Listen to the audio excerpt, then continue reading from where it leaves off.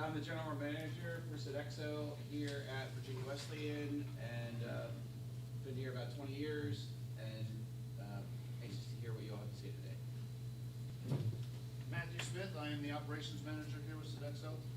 Been here about 4.5 years now, overseeing the retail, the food court, and the C-store, as well as the dining hall. Thank you. Thank you, thank you. And I do want to say thank you to all the teams before we begin. I know you've been working hard on this all semester, and I know including my team and I, we're super excited to hear what you have to present to us. So without further ado, I will pass it on to Connor. Thank you. So good morning. So we're here to present our ISP 101 Consulting for Sodexo at Virginia Wesleyan University presentation. So first, as an introduction to the Elevate team, my name is Connor Merck and I'm the Chief Executive Officer.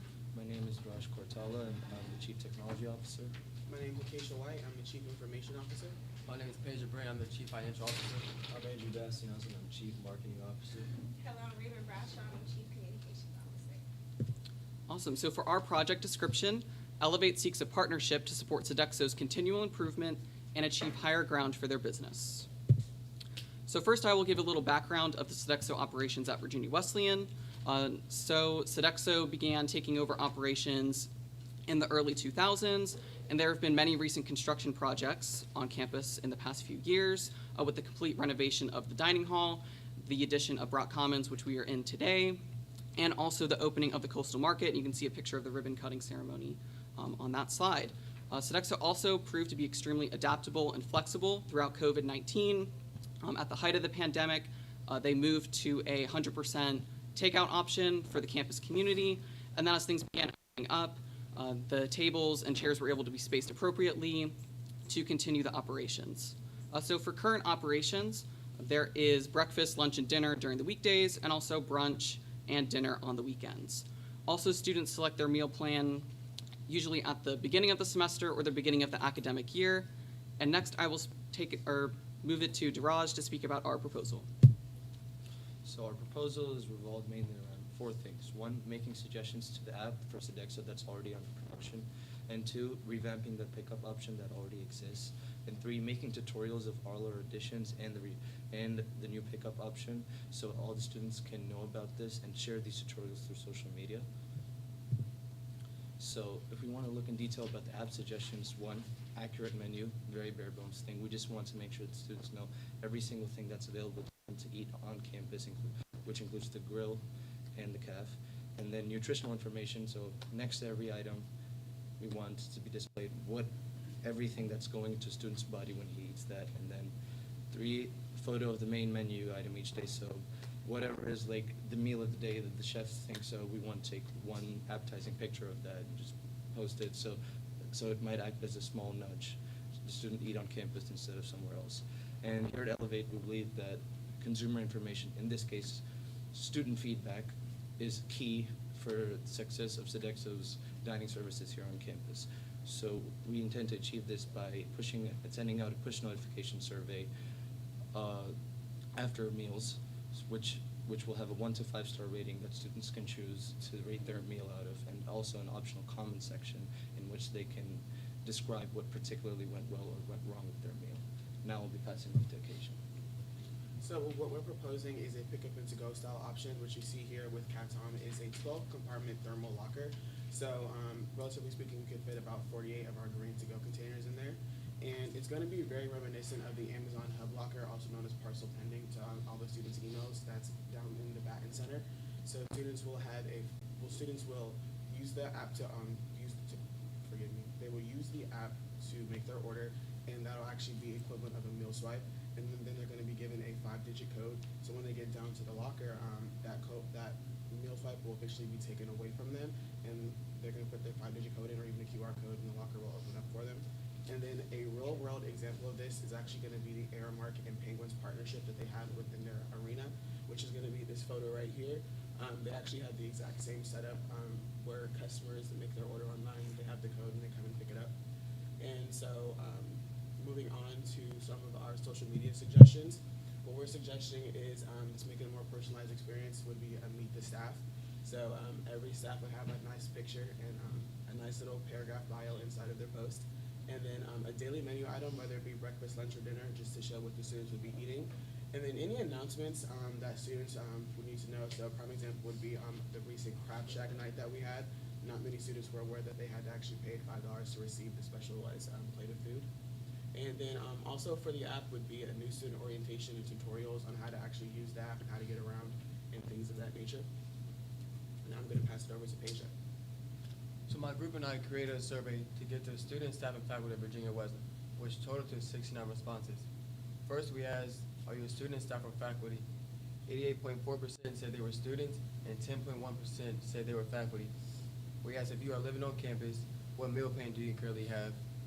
43.5% said a 15-plus meal plan with 100 flex dollars. 33.3% said 7-plus meal plan with 75 flex dollars.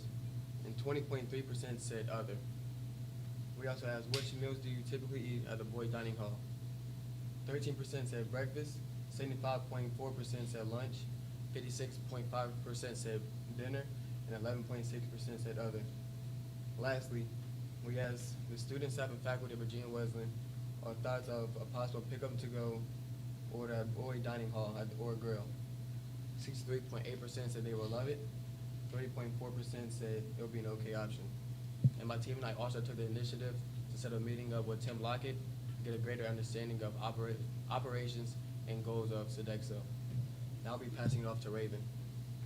So our proposal and the combination of our ideas not only have immediate benefits, but short-term and long-term benefits as well.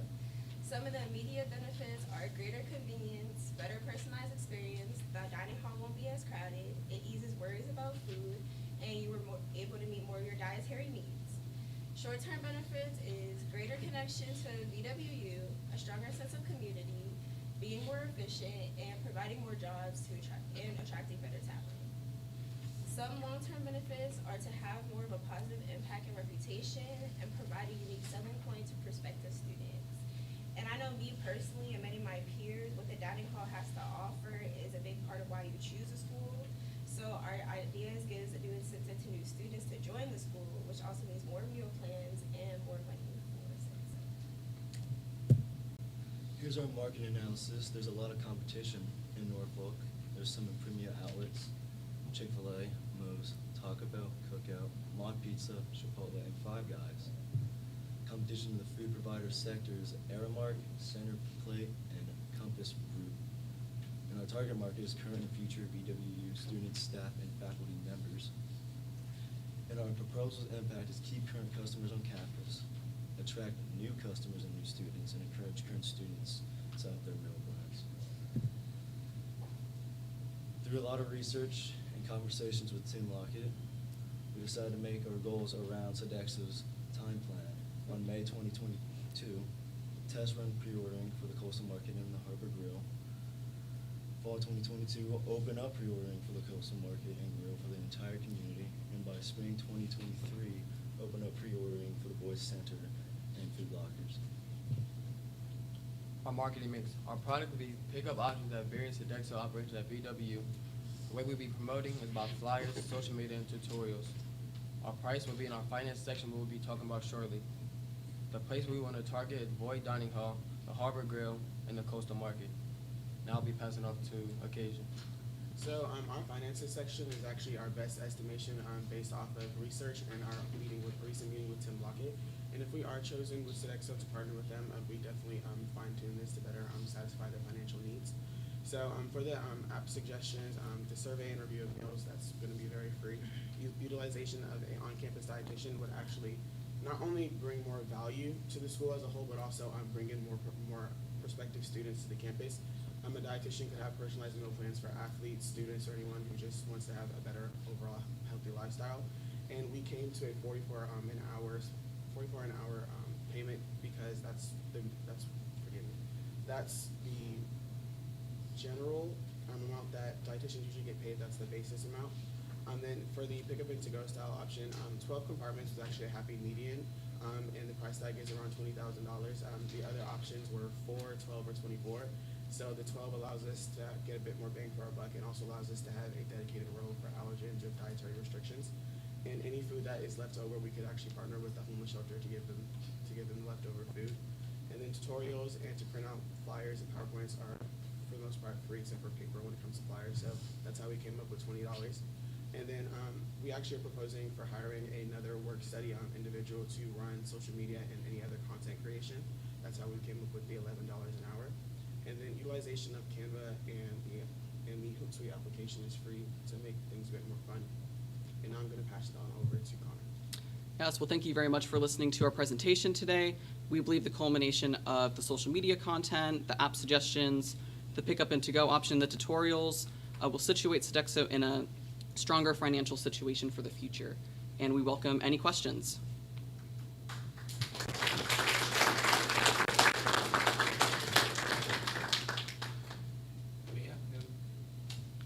Yeah. Good job, everybody. I had a question about the Patam, that's how you pronounce it. From your financials, it's 18,000. Is that for setup? And then what is the yearly upkeep of that? Sorry. Yeah, so with that locker, that was like the purchase price. So we would definitely have to meet with you later on to figure out what would be the maintenance. And then we could also reach out to other customers who have used this locker to see their best estimation for their maintenance in the future. Because we would want that to be a strong and long-term investment, not just something that can break down after a year. I have a question about the survey data. Who did the survey? What's your sample size on that? Talk to me, those numbers. 69. We have 69 responses. 69. Yes, sir. Number one, I was glad to see that students know which meal plan they have. That's sometimes not clear to everybody, so that was good news. And yeah, I was just curious about the sample. That's a good size sample. And just FYI, Center Plate for the market comparison. Center Plate and Sodexo are the same company now. It's a subsidiary. So just FYI. I don't necessarily have a question, but I do have a comment back to the lockers. It's something we could also work with, because we have some access to some options for that as well. So I don't know the cost on that, but it might be something we could research and see which cost would be more beneficial to the university. So, but no, great presentation. Really appreciate you all. So, Thank you all. Absolutely, thank you very much. Thank you.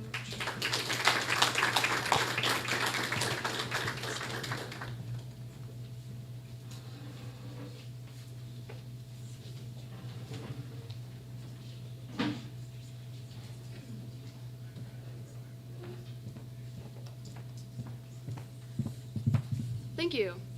So for the group that was originally going to present first, who's your team here?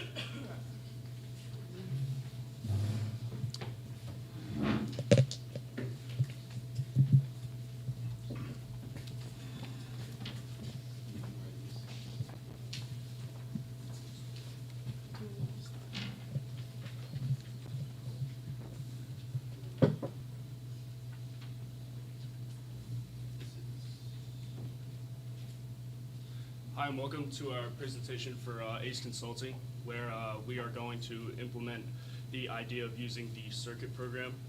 This video will introduce the topic to start our presentation.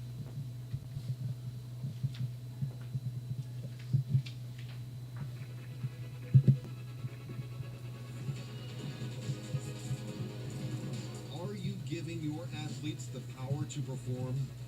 Optimal nutrition, performance spaces, and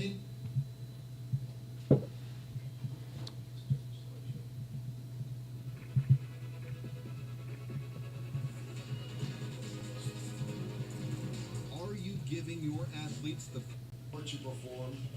Optimal nutrition, performance spaces, and engagement are key to unlocking the potential of your student athletes. The circuit is the power to perform. It begins with best-in-class nutrition.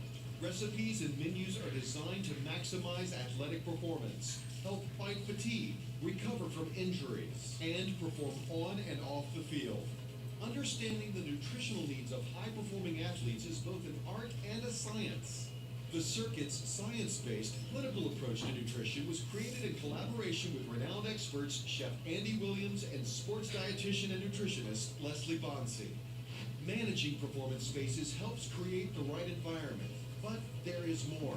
We design, build, and maintain sports facilities to ensure the environments, turf, and equipment are top form. Athletes have the enhanced spaces they need, are less likely to get injured, and the equipment life cycle is optimized. Being a student athlete is stressful. Engagement is key. The circuit provides the personal touch and convenience to free up time and give student athletes opportunities to reconnect with friends and family. Not only will your student athletes develop higher resiliency, they'll also be better prepared for life after college. To tie it all together, the circuit creates a digital experience for student athletes, seamlessly connecting players, coaches, support staff, infrastructure, and ultimately, fans. Sodexo's expertise in serving athletes around the world at both the collegiate and professional level is the foundation of the circuit and supports athletic and academic achievement, quality of life, and school pride. Your student athletes are the face of your university. Give them the fuel, support, convenience, and connection that they need to reach peak performance. Give them the power to perform.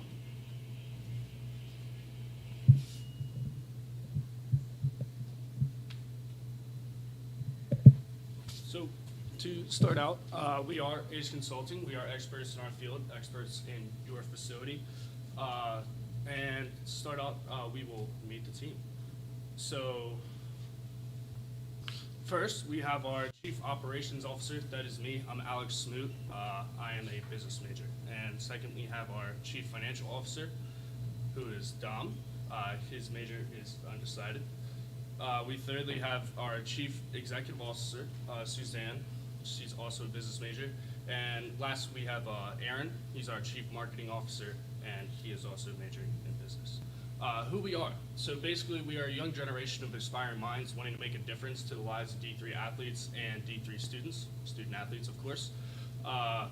We have background in student affairs, when we also help Sodexo thrive in D3 communities as much as they do in Division I and Division II. And we also give expert advice, of course, in our business to help out Sodexo and make them the best possible business they could possibly be. So to start out with, in 2016, the NCAA gave $200 million to Division I schools to offer student athletes additional services such as higher performance meals and nutrition or tuition. This is not the case for Division III. As we all know, Division III athletes will only get academic money, and they do not see most of the perks that Division I and Division II athletes get with meals and rehab and everything else that is gifted to them that we do not have. What we do. So we, of course, consult Sodexo to effectively bring the circuit program offered to Division I athletes to Division III schools. We work side by side with Sodexo management and athletic coaches. We create a deeper relationship between Sodexo and athletes and to provide the best nutrition plan to maximize your playing ability in your sport. We also want to do home and away games for our circuit program and also on and off season when you're at school and at home. Some of our goals and approaches at ACE Consulting would be to bring a fresh, new perspective to Sodexo and its management. We'd like to introduce some of the features of the circuit in Division III programs and introduce it to Division III athletes. We'd like to help recruit more student athletes to come participate and be a part of Division III programs. And we'd also like to help make Sodexo more adaptable, functional, and productive. Just to go more in depth about the circuit program, it improves in-season and off-season ability for athletes, and it helps with physical performance, mental clarity, emotional positivity, glycogen resynthesis, and muscle repair / muscle rebuilding. More about the circuit program. It is primarily used in Division I and Division II programs. It was specifically designed with recipes and menus catering towards athletes, their dietary requirements. There are sport equipment maintenance services. Just make sure the sports equipment is always top tier for Division I, Division II athletes. It also provides a competitive advantage when you're recruiting student athletes, and it helps form healthy habits for these student athletes even after graduation. 1 in 6 students at a Division III university are student athletes. For our target market, we like to prioritize D3 athletes and non-student staff, and non-athletic student staff, as well as people with dietary restrictions. For our social media, we like to use our Instagram at VW Marlin, VA Westland, also specific team accounts that support teams for D3 here, our Facebook and Twitter. For marketing, we like to use the opportunity of D3 athletes to share why they choose to become athletes here, and provide a chance for athletes to share about their nutrition plans. We like to use word of mouth for marketing, recruiting events, as well as alumni weekend, team volunteering opportunities, Virginia Wesleyan School athletic websites, circuit, search engine optimization, and getting pages to rank higher in search engines. So these are the 5-year financials. So these are the past financials for the last 5 years of Sodexo. So you can see in 2017 we were in the profits of about 800 million, and that slowly started to drop off, but it's picking back up in 2021 again. And then predicted when we used the circuit program in D3 schools, we're hoping to get back into the profits. Nutritionists cost around 60,000 a year on the higher end of the salary. And because we're Division 3 school, we don't really need that many. As a Division 1, you probably have nutritionists per athletic team, but because we're Division 3, we don't need as much concentration on nutrition, so we can have 1 or 2 maybe for all the collective athletic teams. We also sent out a survey. We sent out to Division 3 athletes specifically at BWU. We asked them what sport they played, and 31% played field hockey, and 21% played baseball, with the lowest percentage playing golf. We also wanted to focus the circuit on dietary needs for athletes. So we did ask them if you had any dietary needs. 2 responses were gluten intolerant, 2 were lactose intolerant, had a vegetarian and an allergy, and the majority of them said that they do not cater to their needs. Personally, I would be gluten intolerant, and I find that the calf options, I would be going to get gluten-free pasta, and I wouldn't like the sauce there, so then I'd have to go over to the other pasta bit and get the sauce there, or just be rice and beans and or a salad. That would be my really only options in the cafeteria. We asked athletes how they rated the options at the CAF, with 31% saying about a 6, which is just above average, I guess. Then we had 27.7% say 7, which is also just above average. And as you can see, 0% said a 9 and a 10. We also asked them if they thought the options at the CAF provided them to reach their peak performance in their sport. And as you can see, 3.4%, a very, very small percentage, said no, or said yes, sorry. And 65.5% said no. Do you think you would benefit from having a nutritionist, creating specialized meals for your team? 75.9% said yes, they would, and actually 0% said no, and 24.1% said maybe. We asked them if they were being recruited, would being offered a meal plan and a nutritionist help? Do you think you would be more likely to choose VWU in the recruiting process? And 58.6% said yes, with an equal percentage saying no and maybe. So to conclude, ACE Consulting, we want to provide more options for athletes with dietary requirements in particular. Athletes would definitely benefit from a specifically designed nutritional plan. And not only will it benefit athletes, but also benefit the rest of the student body who do attend the CAF for their meal plans, some of the staff, even some of the coaches that would come in and eat in there. And we also want to provide more recruits for D3 schools. Thank you so much for listening to our presentation. Any questions?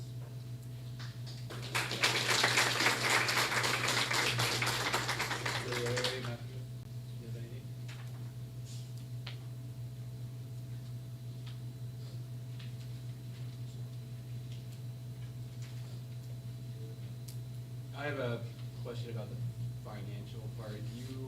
The numbers that were up there and we looked at were the company as a whole, the entire Sodexo, all across all divisions, just so you know. We also do outside of universities, we do private public schools, we do hospitals, we do all those, and those numbers came from there. I don't know if you do that. So to implement the circuit, which is ours, that is a Sodexo thing, West Virginia, Virginia Tech, the big football schools, that's in place there. If you ever want to see it, you can go guarantee it. But there's a big financial piece to that that would have to be addressed at a school this size. So it would be awesome to have all that here, but as your business grows, you will have to take a look at how to finance that at a campus this size. So just a comment, really. Thank you. Did you find that there were any other, in your research, D3 schools that use this as an example? I did not. Yeah, as to our knowledge, we have no conclusion that nobody else uses the circuit program at the Division III level. And then you mentioned in the marketing piece that the team would have volunteering opportunities. What ideas did you have for that? So as a team, some sports teams will go out and clean up the beach maybe, or do sort of volunteering opportunities like that. So marketing through that, I guess, and things like that. Just making connections wherever possible. Thank you. Thank you. Thank you.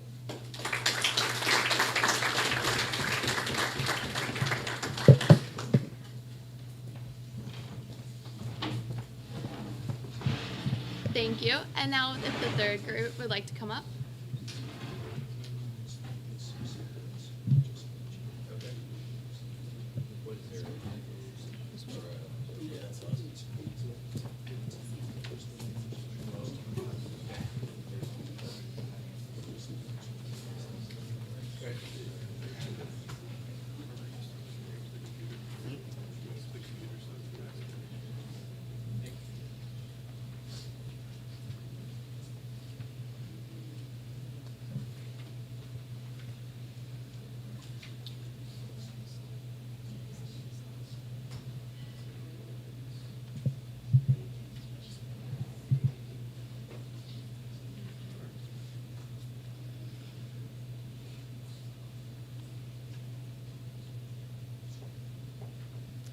Hello, thanks y'all for coming out today.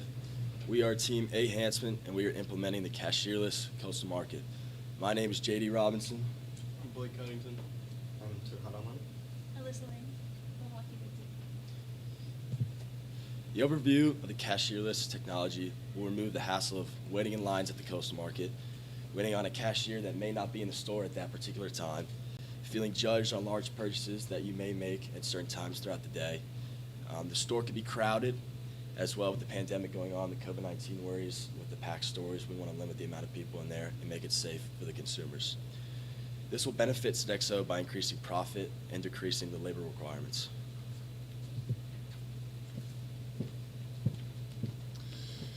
As you know, our business conference is focusing on Commerce Reimagined this year, and the most important part of reimagining a current system is understanding the problems with the current one. Currently, the coastal market is inefficient. There's only one cashier, and oftentimes that cashier is occupied doing other things. So it can be an unnecessarily long stop for students in between classes or on their way to practice. It's inefficient customer service to only have one person in the store, and there are long stretches between busy periods, so essentially we are paying them to do very little work. It's also inconvenient because the current opening hours are Monday through Friday from 10 a.m. to 8 p.m. The Boyd Dining Center closes for dinner at 7 p.m., and athletics often end at 7 p.m. or later, while theater rehearsals can last far past 9:30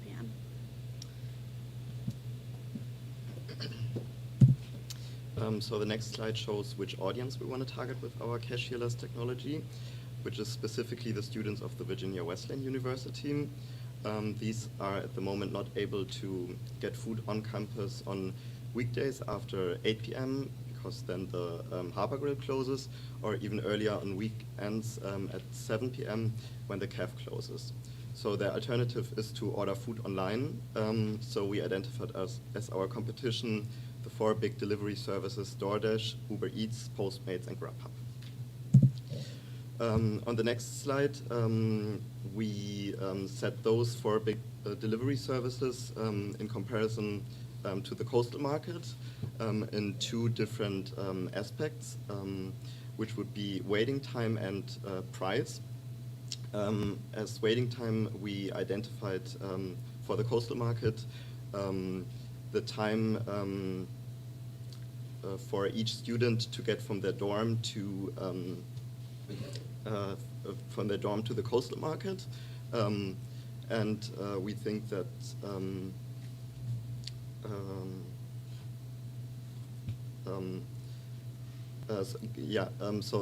Each competitor, Uber Eats, Postmates, and DoorDash, needs at least 30 to 50 minutes to deliver the food to the student. So we think that the coastal market is here superior.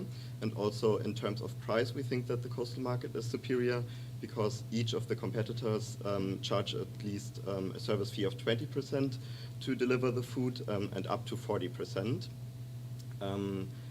We want to improve with our technology existing structures. The coastal market is quick, easy, and cheap. And due to our technology, we can increase or extend the opening hours and decrease competition from external sources.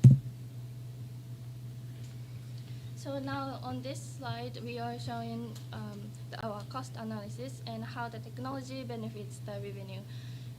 For the current revenue, we are assuming 12% of the students, which is 180 students, use the coastal market at least once in a day, spending $5. We also estimate that the coastal market is open only for 29 weeks in a year out of 52 weeks when exclude those breaks. And now we will see how the technology affects this revenue. So in order to implement the cashierless technology, we would need a budget of $160,000, but we think that this would be worth it. Not only that 10% more students, so in total 22% of all the students would use the coastal market at least once per day, but we could also open the coastal market additional 19 weeks per year, so in total 48 weeks per year, which would lead to an additional revenue after our implement of more than $200,000. Now this slide shows focusing on marketing plan, especially focusing on promotion, because we will not change the product we sell, its price, nor the place. So for the promotion, we will use email, flyers, social media, and discount campaigns. For the email, we will use school email because that is most of the school information is provided to all students quickly. And for the flyers, we will prepare flyers which shows how the store is new, how the technology works, and how the customers can experience them. And we will put them on doors and boards around the campus so that people can see. For social media, we will use Instagram because that is where our market targets, which are students, are active. Also, by using existing VW accounts, which already have many followers, such as Virginia Wesleyan Marlins, it has more than 2,000 followers, and student activities off the hook, they have more than 700 followers already. By using them, it is possible to provide information to many people efficiently. Finally, we will offer discount campaigns. For example, we will offer discounts on purchases only for the first few days.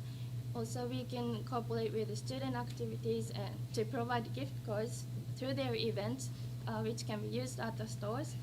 Also, in turn, we can provide the hands-on points, which the student activity is using. We can provide the points for the people who purchased from the stores. These campaigns is useful to gather their customers' attention and make them try. And it results in the repeating customers. And this is our marketing plan. So for the benefits, there would be an increased profit because people would spend more when there's not a cashier there. They wouldn't feel as embarrassed to buy more, as well as it would be open longer. Flexible, so it would be open longer, as I said, because we wouldn't have someone working in person. It would just be a computer, basically. Reduction of labor. There would be no need to pay someone to work there, even during the non-busy hours. And then data analytics. So we'd be able to kind of create a market more tailored to the customer with what they need. So our timeline. So we want to start off by first just keeping the cashier there and implementing our cashierless technology, and then slowly lower the amount the actual cashier is there just to make sure everything's working properly and there's no like glitches in the system or anything.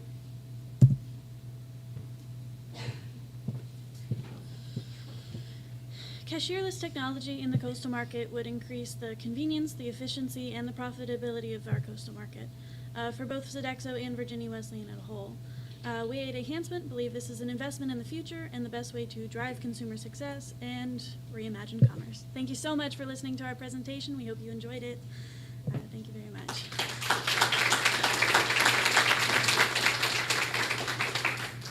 I just have a quick question about the technology itself. Did you model that, the cost in that on an actual? Yes, we did. We modeled it on the Smart Shelf by AMware, I believe. Yeah, it's in our proposal. Okay. Thank you. Early on, I was wondering if you were considering the fact that we do need additional labor outside of the cashierless technology for stocking purposes. Yes, as a matter of fact, we did. But then I did see towards the closing that you did mention that, so that was good. I do like the idea, and it is something that we have talked about as a company. So it is definitely something that we would have access to in the future. I would definitely look forward to implementing something like that, because I know the later options are something that the students really like here. And we have tried it before and didn't have much participation, but implementing something like this would be a wonderful alternative. So Great. Thank you very much. All right, thank you so much.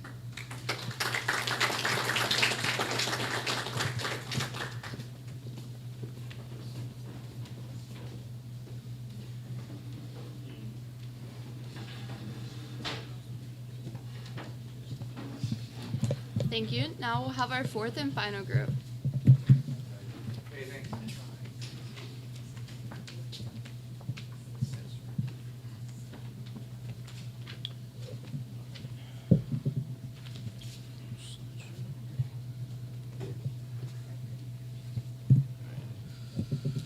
All right, everyone. Thank you for coming out today. We are Jaquil Consulting, and we are going to prove to you why we should be the consulting firm for the Virginia Wesleyan's cafeteria. So first, before we start, we're going to introduce our team. So first, I'm Evan McCluskey. I'm the Chief Executive Officer of our company. Then we have Emily Monis, who is the Chief Financial Officer. We have Caden Sorensen, who is the Chief Operations Officer. Jocelyn Woodard, who is the Chief Marketing Officer. And then Lincoln Graham, who is the Chief Information Officer. So, and then these are going to be the talking points that we have going through. We're going to take you through an executive summary, a few survey responses, the recommendations that we are going to recommend, financials, marketing, and then finally conclusions. So now I'm going to pass it over to Jocelyn. So Jaquil Consulting's goal is to help our clients reach their full potential as an organization.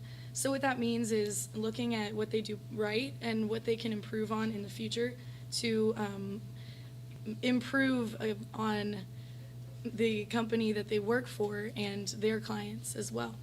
And specifically through Sodexo, our goal is to provide quality food, improve attraction, and restore their image to the students and to improve attraction go to our school.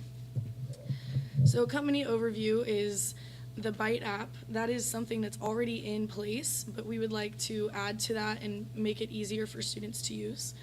Working conditions, we want to improve on their working conditions and include rewards and special trainings.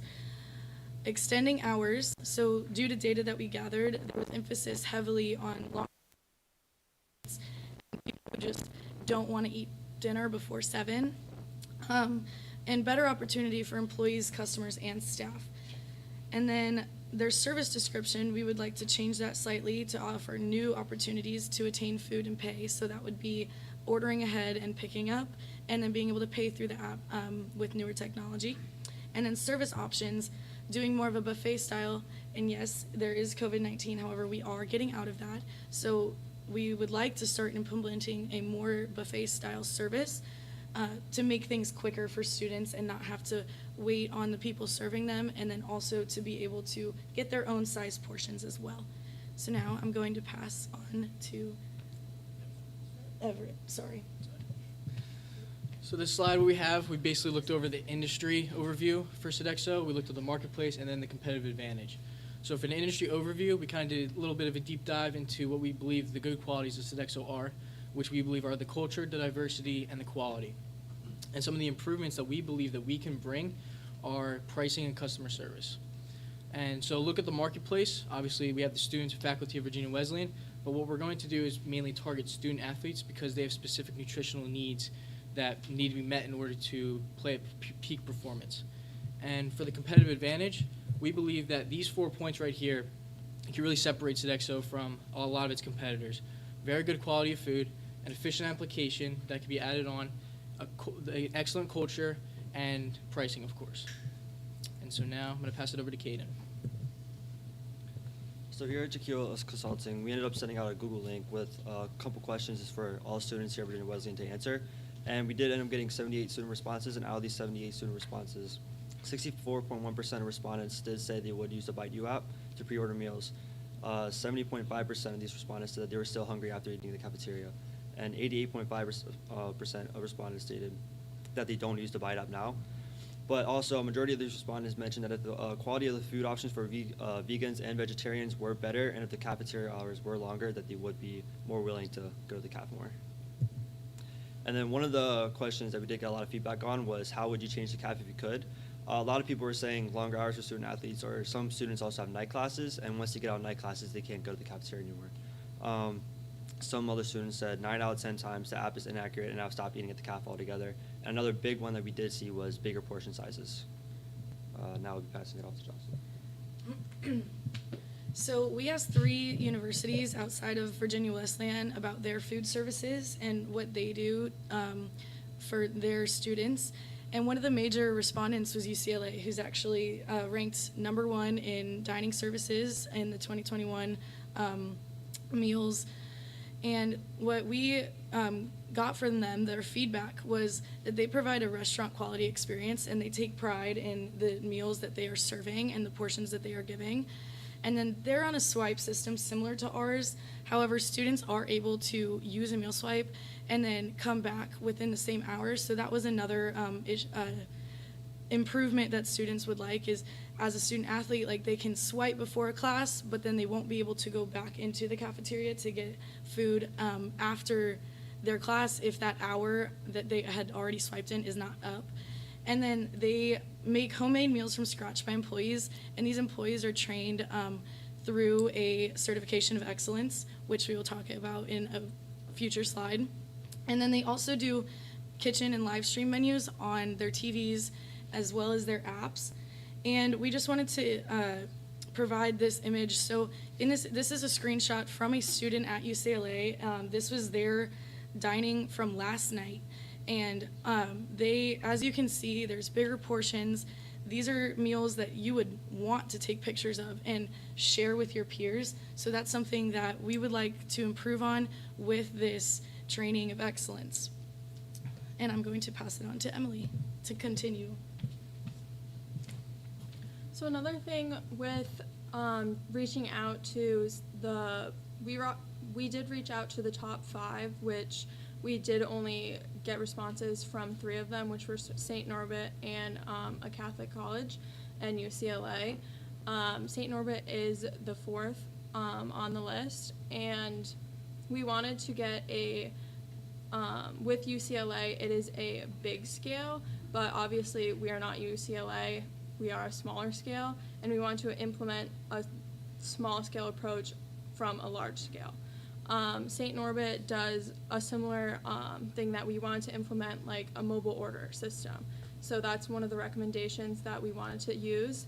And then on top of that, we want employee engagement to continue. And then California Baptist has a 24/7 fresh market that we would also like to implement, and then hardworking employees that care about the students, that continues.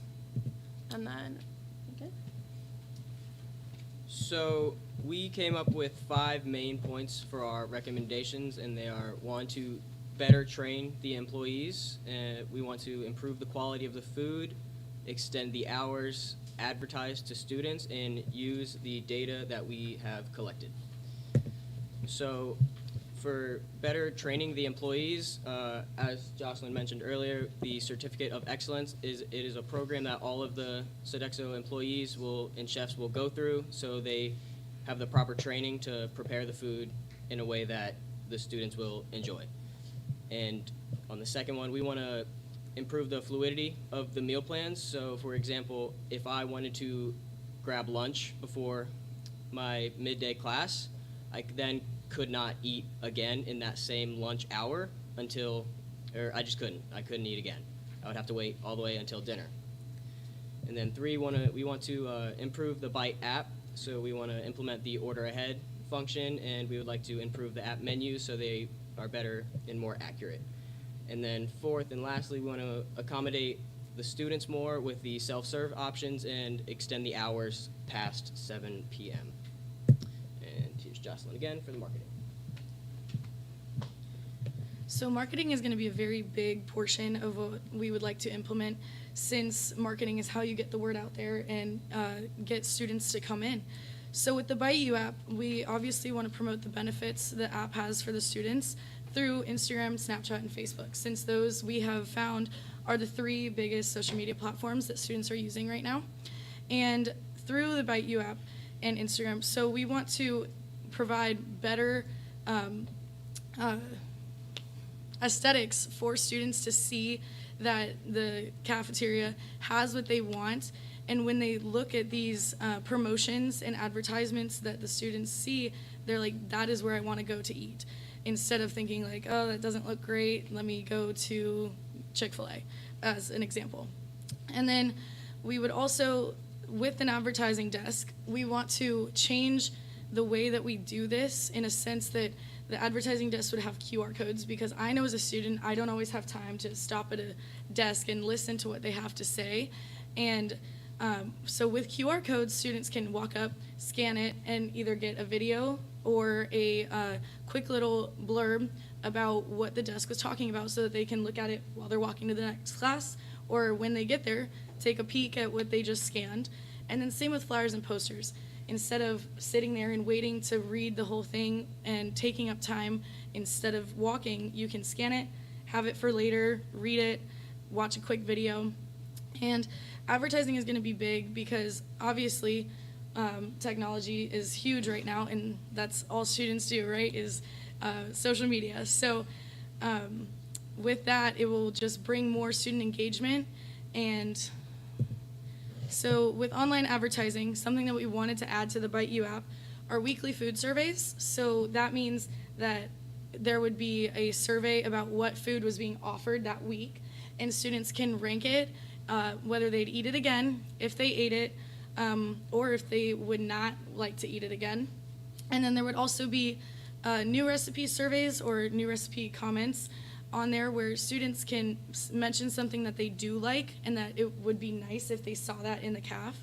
And then obviously social media posts that can be ran through the Bite app, as well as on Instagram. So if something was posted on Instagram, it would flow through the Bite app as well. So when students were scrolling through the Bite app, that would show up as well and just bring better aesthetics to them.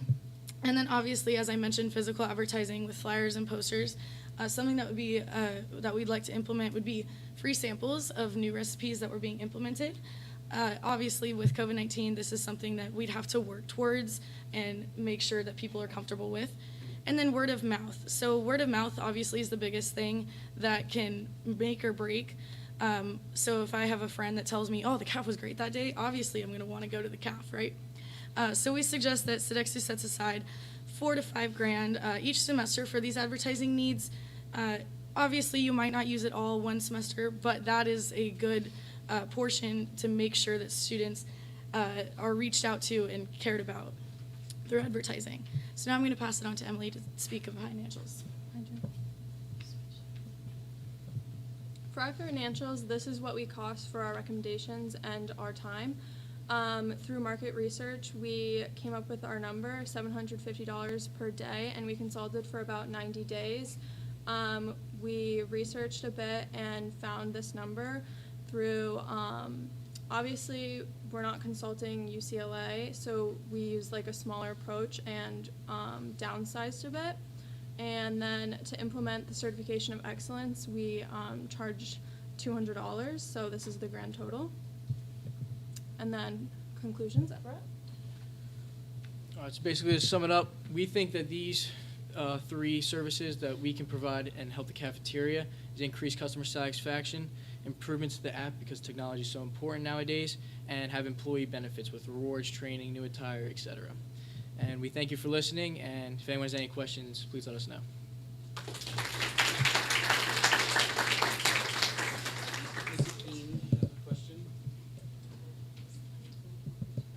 I think I might have missed it.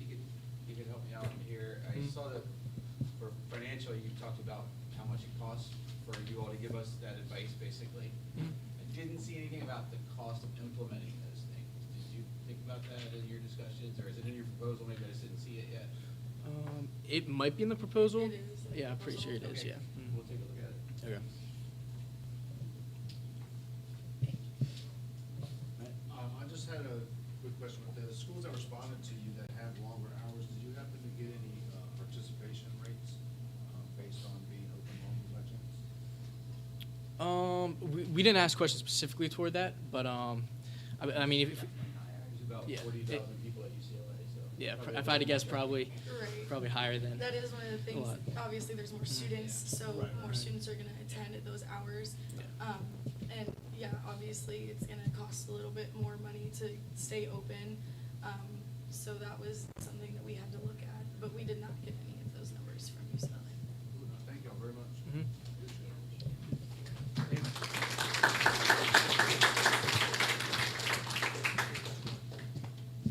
Alrighty, thank you so much. We are looking like we do have a little time, about 20 to 30 minutes.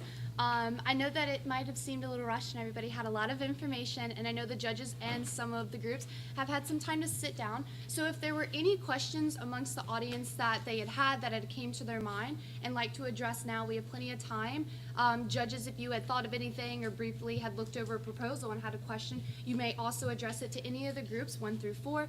And as through my team, if you also had any questions to broaden the ideas through the judges with that, you may go now. Stand up. Stand up. Stand up.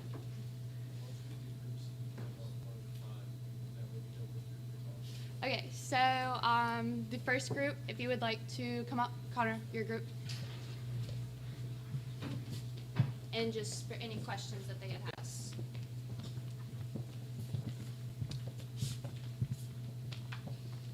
This group touched on the food locker proposal along with others. So with the food locker, how do you think that's really going to benefit, like, to make Sodexo money? I saw what it boils down to is financially. How do you think that's going to pay for itself over the next few years, and what's your plan for that? All right, so for the locker, we definitely see this as a significant draw to students who are on tours. As you can see, when they go on tour and see the Amazon locker, that's a big deal since most other schools don't have that. So this would help increase student enrollment, help increase, potential faculty and other employees. So we see that as kind of a long term. It will make its money as more students equals more people on meal plans equals more customers. Also, we see this as not too much of an investment for a long-term gain. Some of these other proposals, contained are in like the hundreds of thousands. Ours is more of a small change that will hopefully have a long-term increase and better situation for Sodexo in the future.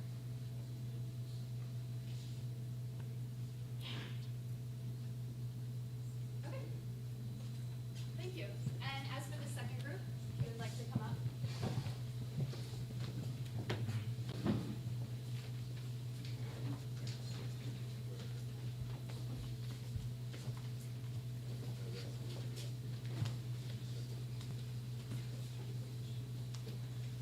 Any other questions or? I'll just ask another one. When it comes to the program that you guys are looking at to bring into school, how do you think that's going to be also a recruitment tool to increase just overall school revenue and bring that in with other athletes? So in the recruiting process, so I'm from Ireland, so we don't actually recruit athletes like this. This is all kind of new to me. But in my experience being here, and talking to other student athletes, the recruitment process is really sort of have scattered out a couple of different universities, and you want to pick the best one suited for you and the best one that's going to give you the most academic support as well as athletic support. So with a nutritionist, nutritional plan, you're getting that peak performance athletic sort of steps that you need to take, as well as your academic performance for D3 schools. And the second part of my question, so I know y'all compared to like a lot of the D1 schools, and that has high costs to do what they do at their big universities. Do you think it'd be possible to have a smaller, more condensed version? I know you had said you wanted to have access for the students to do it as well, besides just the athletes. Do you think that could be tailored a different way to be more cost effective to just be doing to the athletes?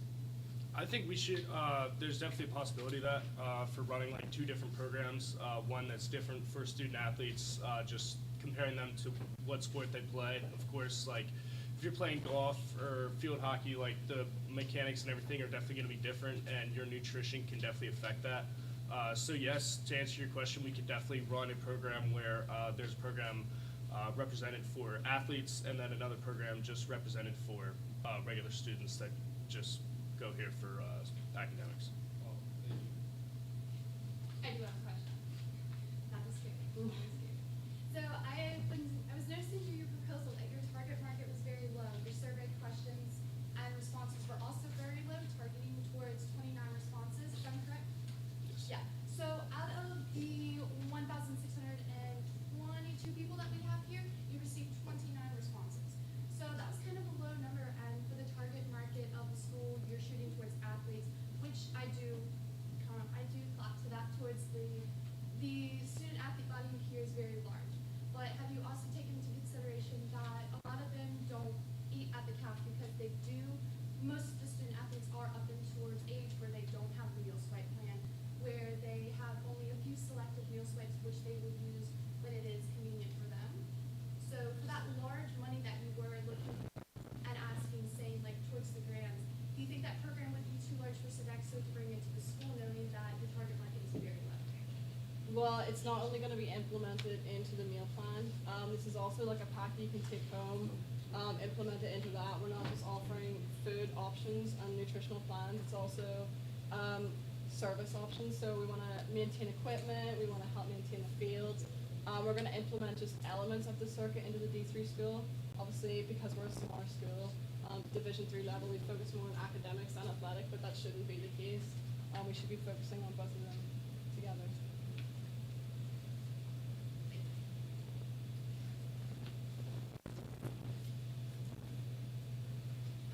Any other questions? Thank you.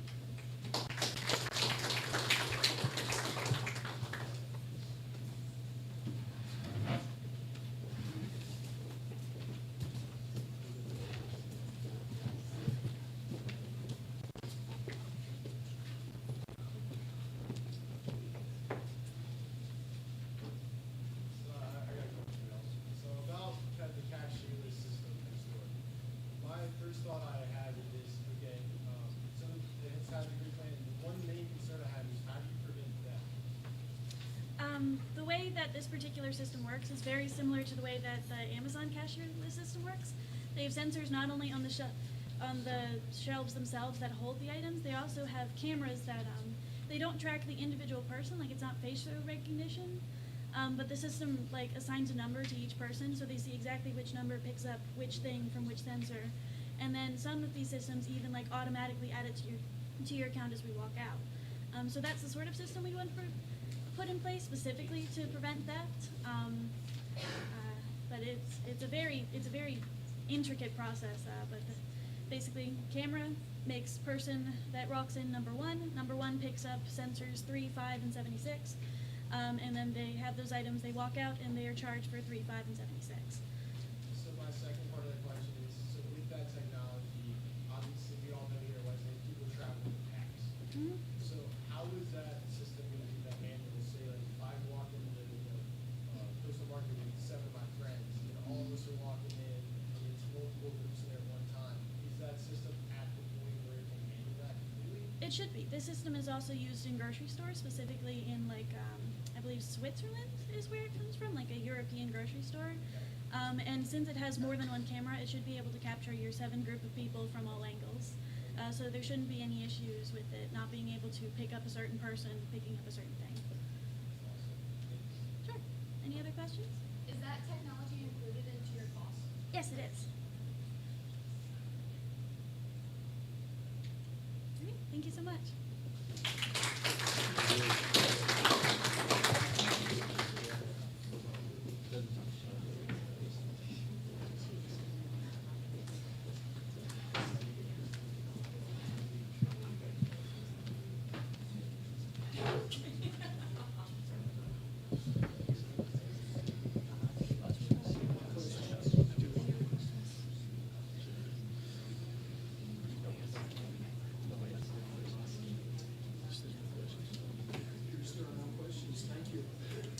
There were questions.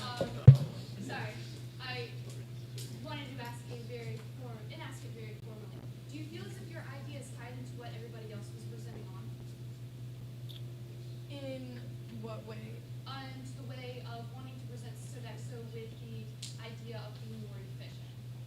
Yes, I think that's what this is all about, is consulting and making them more efficient in general. And we went with a more practical way in implementing simple things that aren't going to cost hundreds of thousands of dollars for Sodexo, just to improve on what they already have in place. Anything else? I'd like to say about y'all's presentation, I really liked how you gave like very applicable points to Wesley in specific circumstances and some of them could be implemented. Just again for me, can I get what was y'all's total cost to Sodexo that you have going on? It was, $67,500. $67,500. 67,000. Awesome. Thank you. Thank you. Anything else? anyone else? Thank you.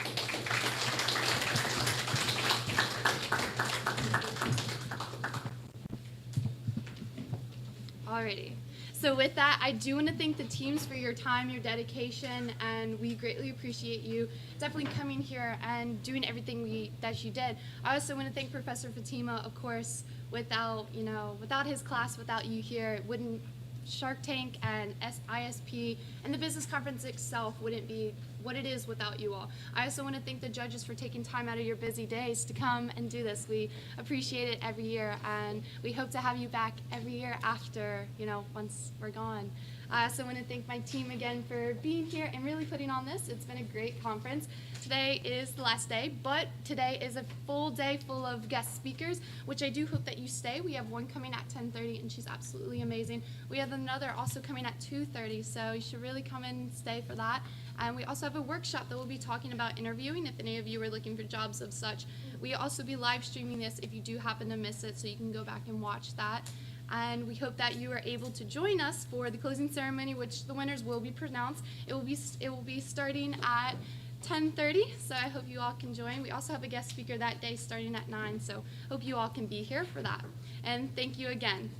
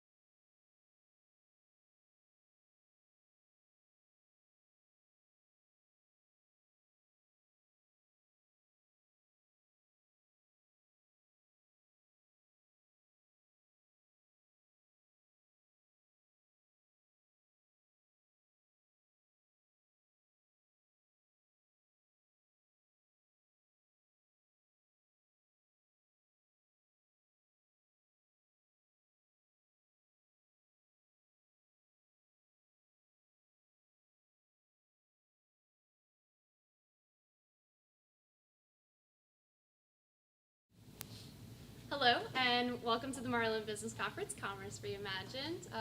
My name is Mackenzie. I feel like I introduced myself so much, so let me jump right to it and get to introducing Ms. Priscilla Monti. I have Ms. Priscilla Monti here today, and she's going to talk about business communication and etiquette. And without further ado, let me pass it along to her. Thank you, Mackenzie. Appreciate it. Thank you all for inviting me today. I truly appreciate it because one of the things I do in my job is I hire people right out of college. And so I want to make sure that all of you know exactly how to communicate and what etiquette to follow so that you will be the top person when you apply for an internship or a job, whatever your next step is when you leave college. So let me first tell you a little bit about me.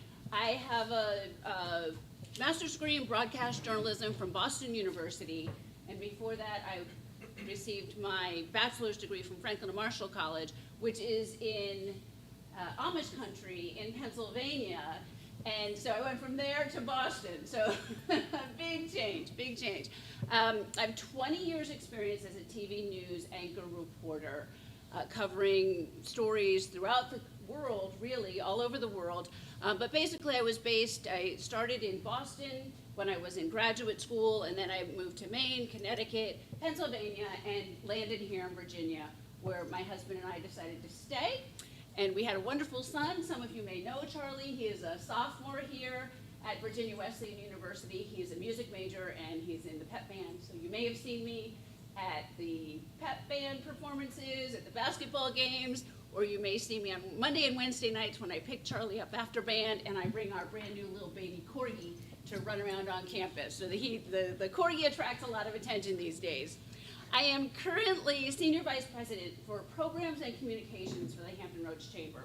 So the Chamber is a business organization, and our mission is to set the conditions for businesses to succeed. So we do advocacy work at the state, local, and federal level, and we do events.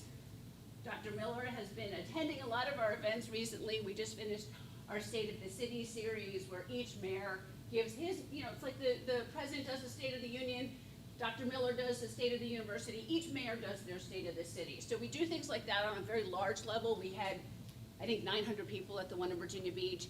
And then I also oversee all of our communications.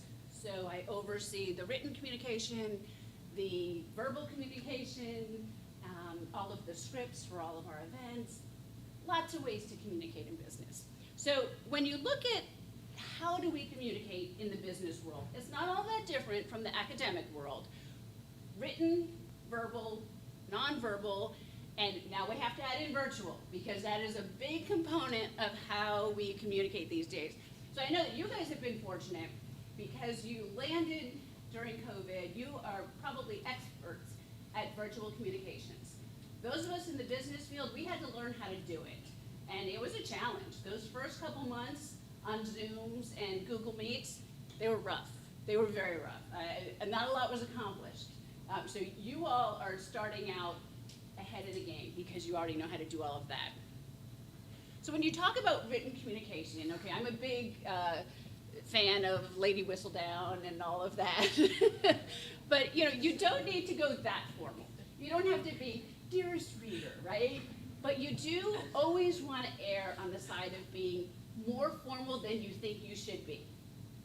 So you would start, Dear Ms. Monti. Or if you know my son, you might say, Dear Mrs. Pellenberg. You wouldn't say, Hey, Charlie's mom.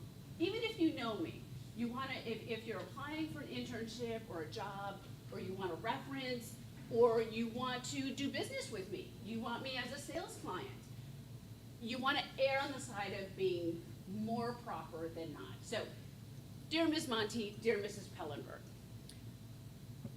Proofread whatever you're sending. Read it aloud to yourself before you send it, especially if it's important, and then proofread it again. I am a huge fan of Grammarly. It's free. It not only will catch, if you have some spelling mistakes, or if you put a comma in the wrong spot, or you should have used a semicolon, it teaches you why you need to make that change.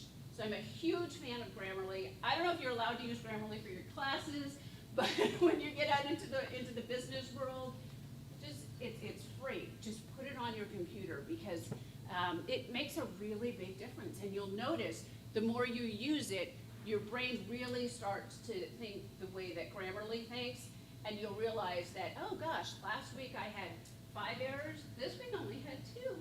Gosh, I'm still learning. Even at this advanced age, I'm still learning.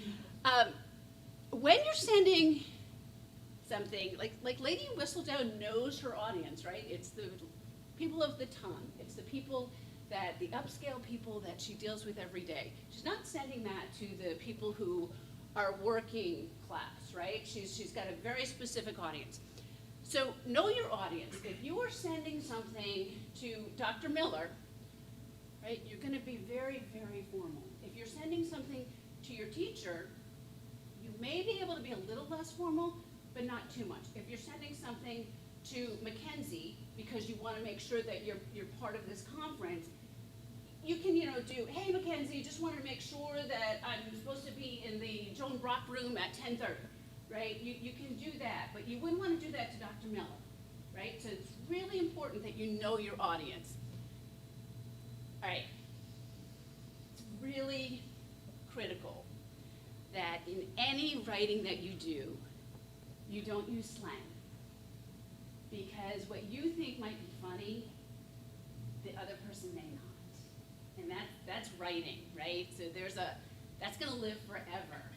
So if you send an email, that can be pulled out 20 years from now. If you send a text, that can be subpoenaed 20 years from now. That stuff does not go away. Even if you delete it on your phone, it can still be accessed. So you never want to use vulgarity, obviously, but you don't want to use slang. The other thing you want to remember, too, is what is funny today may not be funny 5 years from now.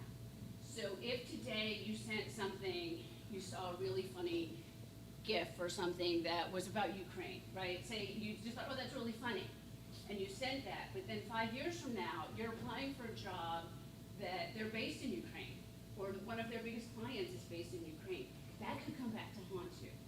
Okay, so just be really mindful of what might seem funny today, or might be slang today, may not be funny in 5 years.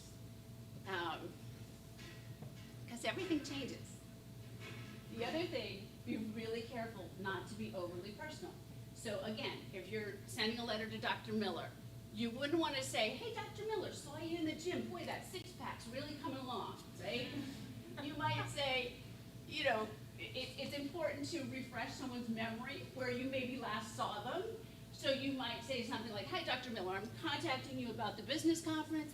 Saw you last week in the gym and I mentioned it to you. So you want to refresh their memory, but you don't want to get too personal because it can get awkward. I did put it on the slide, but all of this applies for social media too. Okay, that could be a whole nother 5-day conference, social media. But the most important thing that I can stress to you is be careful what you post now, because in the next 2 to 3 years, you're going to be going into the business world, and I've just interviewed some people for a position on my team, and one of them friended me right after the interview, so that was giving me access to go to her social media. She didn't have anything appropriate. I actually offered her the job. But a couple years ago, someone did the same thing, and when I went to her social media, I was like, oh my goodness, this woman does not have good judgment. I don't want her on my team. She's a liability. So just be really mindful, like that picture that you think is so funny today of your roommate changing her clothes, or your friend who jumps into the fountain and as he's coming out his pants fall down. Okay, yes, that's hilarious when things like that happen. Just don't post it. Because if somebody else wants to post it, that's fine. They're the ones who are going to lose the job later, right? You guys are business majors. You need to stay buttoned up now. Because what happens in college? Look what happened to our governor, right? When he was at EVMS, he was in college. He was at medical school. He made a bad choice. took a bad picture, put the picture in the yearbook, and almost lost his job. So just make really good choices and just keep in the back of your head, what if my mom saw this, right? Your mom might not be on your social media, but that's a really good guideline. What if my mom or my aunt or my grandma, what if they saw this? Because your boss will never be stricter than your mom, your aunt, or your grandma. Always watch your tone. Again, what you think might be funny, it might be hilarious, and you and your roommates might be laughing as you're writing it. Someone on the other end might be like, oh my God, I am so offended. I can't believe this person just sent me this text, or sent me this email, or sent me this voicemail. So just be really careful, because especially in written communication, it's hard to convey tone. It's really hard. And that is a skill that it will take you years to master that. And the best writers do master it and go on to be professional writers.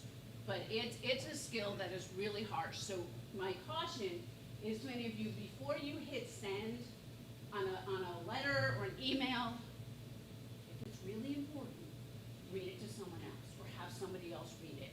Either a teacher, a colleague, a friend, someone that you trust. Someone who's not gonna think it's funny to get you in trouble.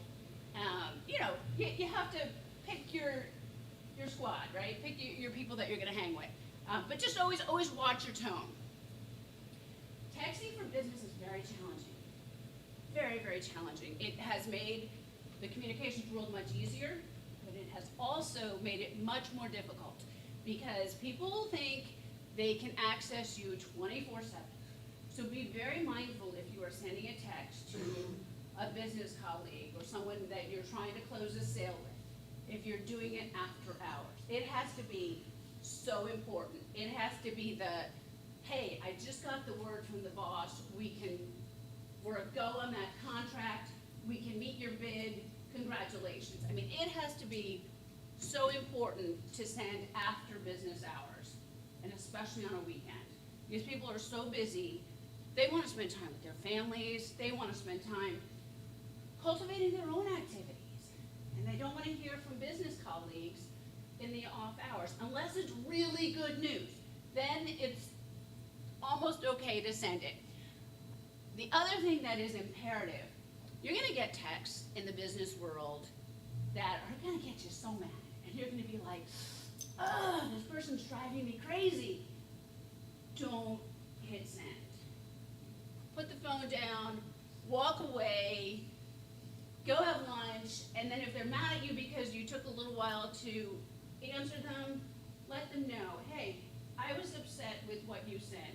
I had to take a moment before responding. It lets them know. You're not accusing them of anything. You're saying, hey, I was upset. If you blast them back, it's not going to do anybody any good. So always be really careful not to send those texts immediately. Proofread your text, same as with any other written materials. Again, texts live on forever and ever and ever. I've done stories on people who have lost jobs because of things that they sent in text. Just be really mindful. Keep it short. If you're going back and forth more than 2 or 3 times, it's worth a phone call. Okay, you don't want to be texting all night long unless you have a very special relationship with that colleague. Just at that point, it's courteous to just give a call. And again, same as with any form of written communication, just be really mindful of the tone. And in the business world, do not ever use an emoji, because what an emoji means today is going to change. And if I send you a text with an emoji today, and I think it's hilarious, 5 years from now, when I'm running for office, that text is going to come out, and by then, that emoji is going to mean something completely different, and there goes my chances, right? So just be really mindful. The only ones I'll use a smiley face, and I'll use the thumbs up, like, got it, and even those are just with my team, just with my intimate team, that it's, I just need to impart something really quickly. Okay, written communication. Verbal communication is as important as written communication. So if you're gonna do a solo presentation by yourself, like I'm doing today, always important, no matter if it's just for your boss, if you're just doing a presentation to your teacher, practice it. Make sure you know what's coming next. Make sure you know where you are. Make sure you're not redundant. You wanna keep it concise. You wanna stay on point.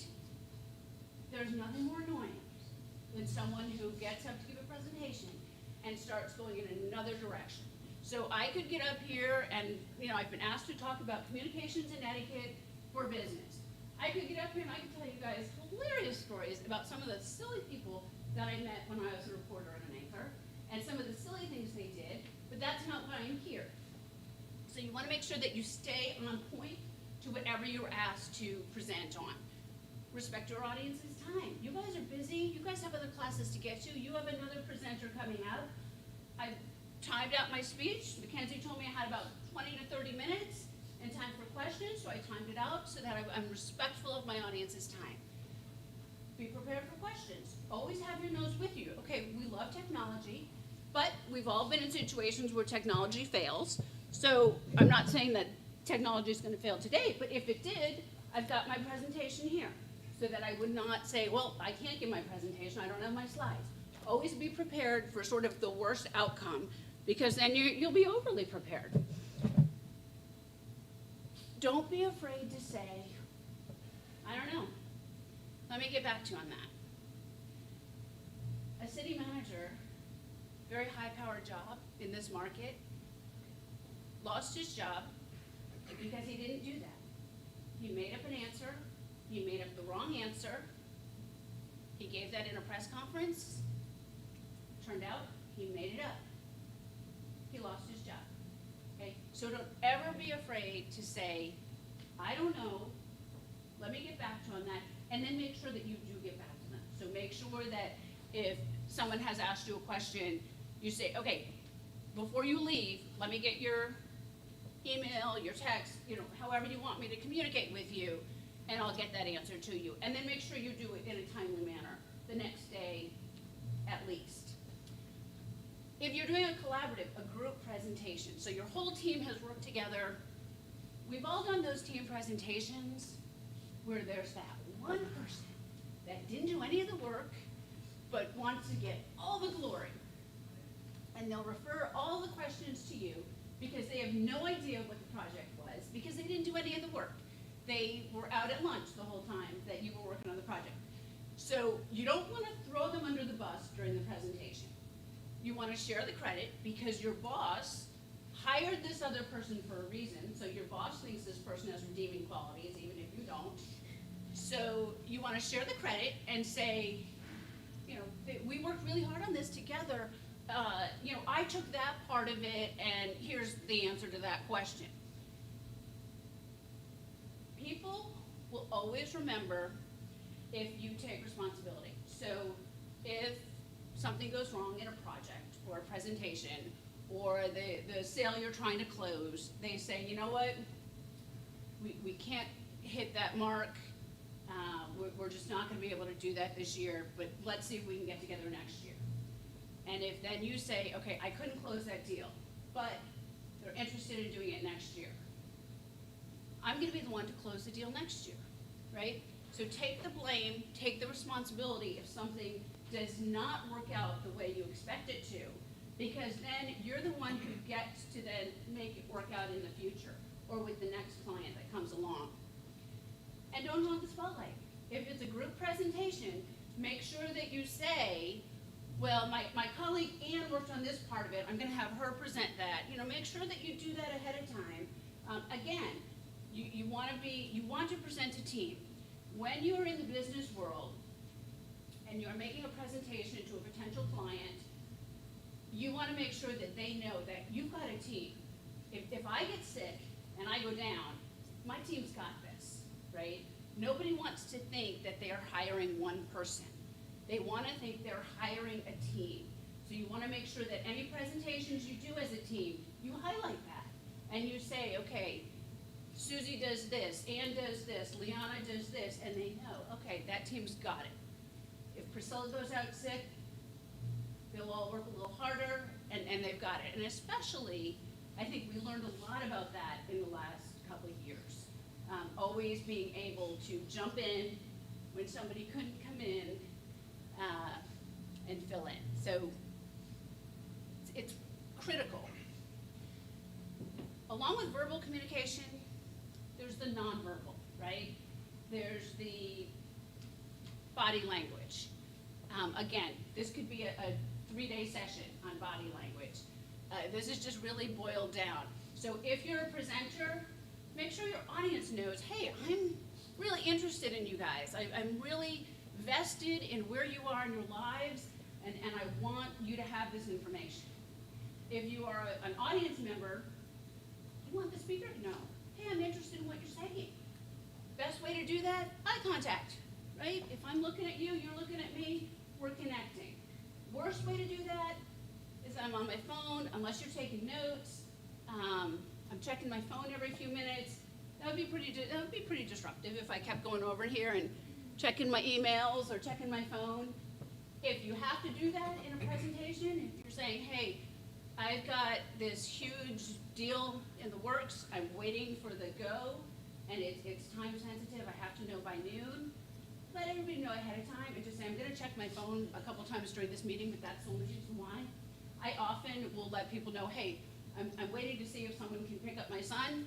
As soon as I get the go on that, I don't have to worry about it, and so I'll have my phone in a meeting. But for the most part, don't even bring your phones into a meeting. Just be prepared to just give 100%. And along with not fidgeting on your phone, remember those horrible, what were they called, the fidget spinner things? Oh my goodness gracious, whoever invented them was not a good person. Right? So just don't be that fidget spinner. Don't be that person who's fidgeting. And if you are truly uncomfortable, find another seat or go stand where you are comfortable. Sometimes we're in a room and it's really hot and you don't feel well. Go stand by the door, just so that you're not distracting to the presenter and you're also not distracting yourself. Don't be a fidget spinner. And always bring your notes, because I have seen the world's most professional speakers get up in front of a room and something will happen and they completely forget their train of thought, right? So if you've got notes, if the tech goes down and the fire alarm goes off, so I've completely lost my train of thought, I can pick up my notes and I will say, wow, that fire alarm scrambled my brain. Hang on a second, let me get back to where we were. Okay, we're on page 32, let's just keep going, right? But if I don't have any notes with me, I have nothing to help me pull that back together. And I'm up there and I'm floundering. If I have a really good assistant with me, they may have notes. But try and always be prepared for yourself. Anytime you're doing any sort of communication, you want to prepare for the worst. I know that sounds silly, but you want to prepare for stuff going down and things happening. Because if you stay calm under pressure, the client that you're presenting to, or the teacher that you're presenting to, or the class, they're going to remember that. They're going to be like, oh my God, the fire alarm went off, and the tech went down, and the lights went out, and she just kept going. You know, she just kept going until we had to evacuate. So, you know, like right now, I'm prepared. I got hit with a blast of pollen as I was walking in the building, and so I've got my water because I have a little pollen going. So just, you know, always be prepared for anything that can happen. The other thing that's critical in the business world is attire, okay? Every office is different. Know the policies. When you go to apply for an internship or apply for a job, they're going to give you a manual. You may or may not read it. You'll skim it because then you know how to apply for your vacation days and stuff like that. But attire is really important because it will help people make judgment based on your attire, right? So you always, again, want to err on being too formal. If you walk in, even if you know that you're interviewing on a Friday and you know you have 6 friends who work in that company and they've told you, oh, it's business casual on Fridays. We all wear jeans on Fridays. Don't wear jeans to the interview. Don't do it. Don't fall into that, because you want to set yourself apart. You want to set yourself up as, I'm ready to do business. I am ready to work for you. I'm ready to be the leader on your team. And if I walk in there in jeans and sneakers, I'm not going to look like that. So again, err on the side of being too formal. This is sort of the basic business rule of thumb. And I have to be honest with you, I am asked, when we send out, we do about 150 events a year, and I would say probably 5 times a month, someone sends me an email and says, what is the attire? Well, for our events, it's business attire, formal business attire.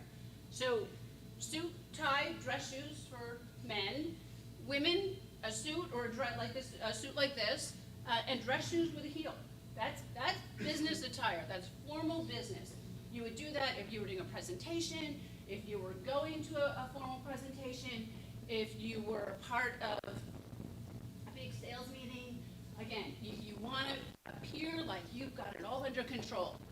Business casual, again, often companies have Fridays business casual, but if you do have a Friday business casual, make sure in your car or in your office you have formal business attire, because it will never fail. The time you come in jeans and a polo shirt, that client you've been trying to secure for the last 6 months is going to call and say, hey, I had a cancellation, I can meet you at 11, and you don't want to show up in jeans and a polo, right? So if you do work, get a job or internship somewhere where it is Friday casual, always have a jacket, a tie, a shirt, pants, everything back up either in your office or in your car. Because then you never get caught. You never want to get caught. We had, when I worked for a nonprofit, we had a young lady, she was off, she had a day off, and she was at the beach, and so she had on a beach cover-up dress and flip-flops, and one of her clients called. They were having a problem with the product that she had sold them, and so she said, hey, I'm right around the corner, I can stop in and show you. Not thinking, I'm in beachwear with flip-flops. So the client called our boss, said, this is really inappropriate. This is how she showed up in my office. We had a whole big lecture on attire and what you could wear when and new guidelines. And this was for one of the major corporations in the market. So it just takes one person messing up that it's going to have to be a whole big deal for everybody. And believe me, we never let her forget it. We were like, God, we can't wear anything anymore because of you. We can't. So business casual, it would be for men, like a button-down shirt and a jacket.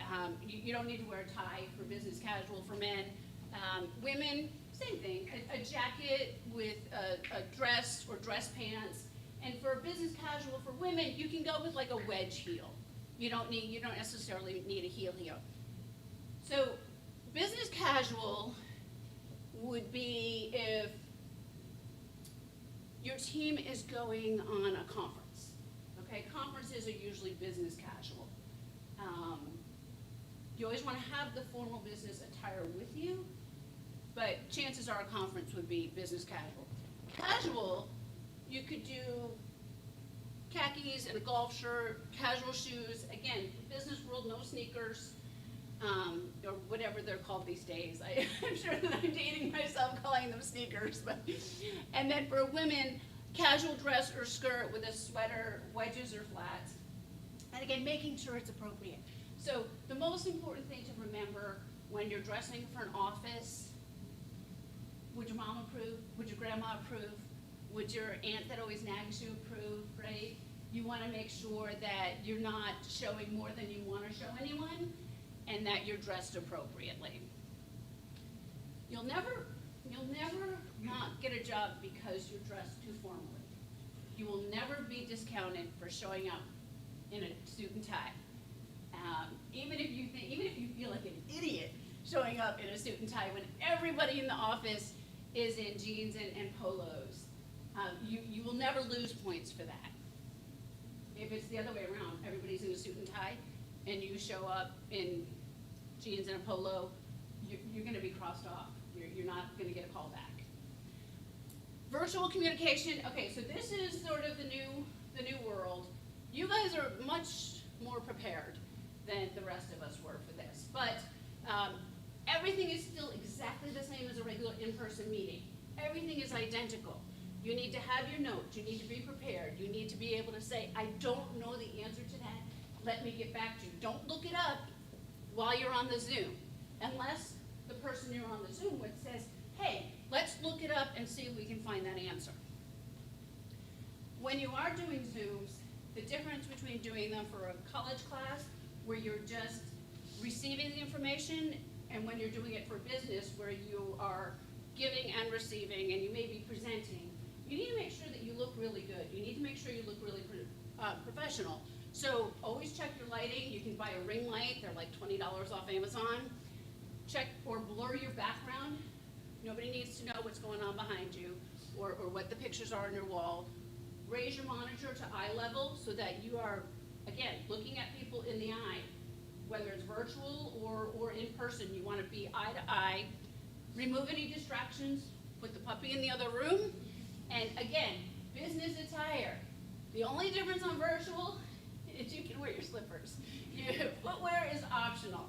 Everything else is exactly the same as an in-person meeting. Again, I mentioned that I was filling a position on my team. So the first 2 rounds of interviews were done virtually. The 3rd round is when I brought people in because we realized it saves time and money, right? You can do it a lot faster. I can do them back to back, and I can figure out exactly who I want and who I want to do more of the interview process with. So make yourself look great. Make yourself stand out because then the person doing the hiring is going to say, wow, I want them to do virtuals for our team. Because that will likely be part of your role, whatever job you go into in the outside world. Okay, so just closing it up, make sure that you close out a meeting properly. You want to make sure that you arrange the follow-up and the closing, and thank your audience. So if you were doing a job interview or an internship interview, you want to make sure you thank you, Ms. Monti, for taking the time to meet with me. I will follow up with the answer to those questions tomorrow. And make sure that you immediately send a written response, right? So if you're doing a job interview or an internship interview, the next day, make sure that you send an email and send a written, in the old-fashioned mail, response. Just, hey, thank you so much for meeting with me. I look forward to becoming part of your team. I was excited by everything we discussed. I mentioned that I will be away the week of the 23rd, but I'll be back. I could start the 30th, right? So just summarizing what the meeting was about, and so that they've got that in written form. And then a week later, if you haven't heard from them, then it's okay to follow up by phone, okay? So in conclusion, most important thing, know your audience, whether you are doing written, verbal, nonverbal, or virtual communication. Watch your tone. Don't use emojis, and always err on the side of being too proper. You can never go wrong by being too proper. And then always let your people know how they can connect with you. So if you have, if you're interested in working for the chamber, or you're like, oh, I want to work for a company that is part of the chamber, absolutely, reach out to me. I would be happy to help. And so know what the people on the other end can do for you. Right? If you want to work, say you want to work in communications for Steel, or you want to be the CFO of Steel, well, they're on my board. So, call me, let me know, and I can help you at least get your foot in the door. So that's how you can reach me. I welcome any questions that you may have, or open the conversation a little bit to anything that you would like to discuss. Yes? So going back to like the say if someone doesn't have any social media? So personally myself, I don't like social media. I don't want to have anybody catch me up when they get fast. I don't have one. I think that's great. So is that? I think that's great, and unless you're, so a lot of people, then when they take a job, they have to create a business profile. Like you'll create a LinkedIn profile. So yeah, that's fine. That's, So that doesn't happen like red flags if you were trying No. to look somebody up and they're just not there? no, I think that's great, and I would even mention that in an interview. I would say, you know, in case you were looking for me, I'm not into social media, but if I'm hired for this job and you need me to post, I'd be more than happy to post to the business account. You know, I have social media simply because I need to connect to the business account. So, you know, my personal social media, again, you'll see pictures of my puppy. That's it. You see, you know, so, you know, when I go to an event, someone will say, oh, I see you got a new puppy. You know, it's like, yeah, we're working on it. She's getting there. She's teething. You know, I'm not going to post, hey, I was at the beach. I'm not going to post, and you know, this is just a safety thing that I learned when I was a reporter. Don't ever post when you're away. Don't ever do that. People who like to post in the moment and say, hey, we're at the Outer Banks, come down and visit us. You just sent all of Hampton Roads a red flag that your house is empty. So just be really mindful of anything like that. But having no social media, I think, honestly, these days, I think that's a plus. I think it really is. I wouldn't in any way discount that. Mm-hmm.